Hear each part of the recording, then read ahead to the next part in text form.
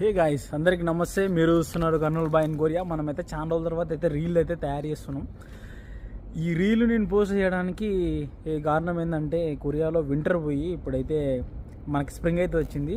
ఏంటంటే ఇది ఇండియాలో అయితే మనకి వర్షం పడితేనే ఆకులు వస్తాయి, కానీ కొరియాలో మాత్రం వర్షాలు పడితేనే పూలు వస్తాయన్నమాట. అక్కడ చూస్తున్నారు కదా, ఇవే అనమాట చెర్రీ బ్లాజమ్స్.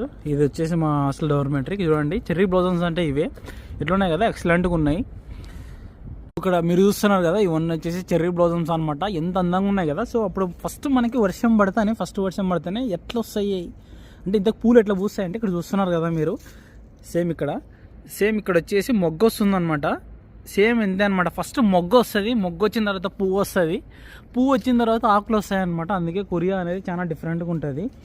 ఇది నాకు కూడా అర్థం కాలేదు, నాకు కూడా 2 సంవత్సరాలు పట్టింది అర్థం చేసుకోవడానికి. ఇక్కడ చూస్తున్నారు కదా, ఎన్ని రకరకాల పూలు కదా, అస్సలు మైండ్ ఎగిరిపోతుంది కొద్ది రోజులు చూస్తే.